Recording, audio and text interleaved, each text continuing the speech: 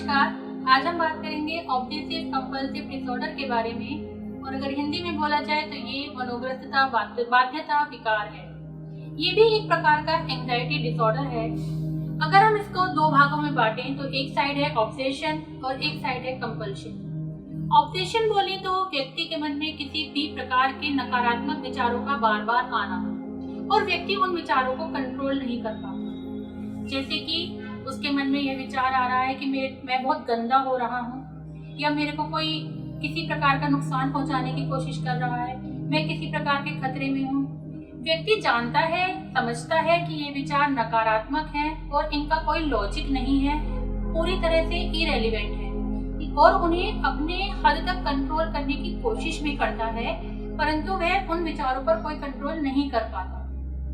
और इन्हीं विचारों के कारण वह किसी न किसी ऐसी एक्टिविटी को करने लगता है जो बार बार हो रही होती है, क्योंकि वो एक्टिविटी उसको एक हद तक रिलैक्सेशन देती है, उसको वो तनाव को कम करने में हेल्प करती हैं जो उसको ऑब्सेशन के कारण हो रहे हैं और नकारात्मक विचारों के कारण हो रहे हैं। जैसे अक्सर देखा जाता है कि व्यक्ति बार बार हाथ धो रहा है, या कई बार कि सीढ़ियाँ चढ़ रहा है तो बार बार चढ़ रहा है, बार बार नीचे आ रहा है। किसी व्यक्ति को किसी संख्या के प्रति ऑब्सेशन हो जाता है, वो संख्या से बचने लगता है।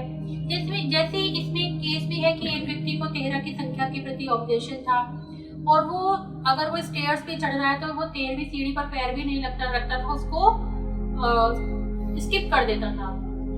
Good night, good morning, good evening जैसे शब्द जिनमें 13 अल्फाबेट्स होते हैं, ऐसे शब्दों को भी वो बोलने से कतराता था, वो बोलता नहीं था।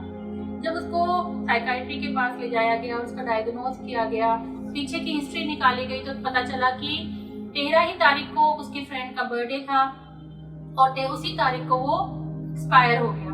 उसका वो आघात व्यक्ति सहन नहीं कर पाया और 13 की संख्या के प्रति ही उसके मन में डर बैठ गया, जिसके कारण 13 के प्रति उसके मन में लगातार नकारात्मक विचार आने लगेंगे, और वह चाहकर भी उनको कंट्रोल नहीं कर पा रहा था, और इसी के कारण वो हर 13वीं चीज से बचता था। ऑब्सेशन कंपल्शन डिसऑर्डर का कारण देखें तो व्यक्ति को कई बार बचपन में कोई ऐसा ट्रॉमा होता है जिसे व्यक्ति सहन नहीं कर पाता, बचपन में या अतीत में ऐसा कोई ट्रॉमा होता है जिसे व्यक्ति सहन नहीं कर पाता, और वह इस विकार के रूप में व्यक्ति के सामने आते हैं, या कई बार आनुवंशिक कारणों से या जीन्स के कारण भी यह विकार हो सकता है। जैसे कि देखा जाए, एक हार्मोन्स होता है सेरोटोनिन।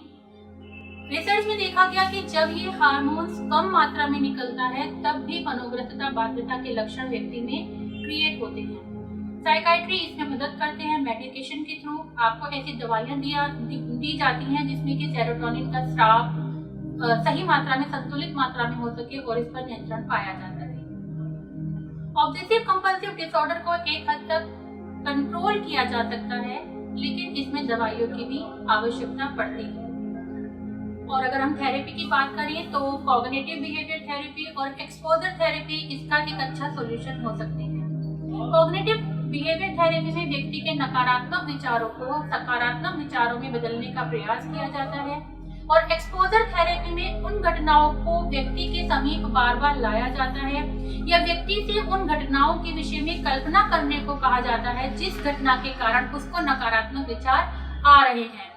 एक तरह से ये बिहेवियर थेरेपी का सिस्टमैटिक डिसेंसिटाइजेशन है, जिसमें व्यक्ति को बार बार उस परिस्थिति में स्टेप बाय स्टेप कम से अधिक लेवल की ओर परिचित कराया जाता है या ले जाया जाता है, और व्यक्ति से ये कहा जाता है कि वो धीरे धीरे अपने विचारों पर, अपने भावों पर कंट्रोल करने की कोशिश करे, अपनी घबराहट पर कंट्रोल करने की कोशिश करे, और इस तरह से धीरे धीरे दवाइयों के सहारे, थेरेपीज के सहारे, काउंसलिंग के सहारे इस विकार को काफी हद तक कंट्रोल किया जा सकता है।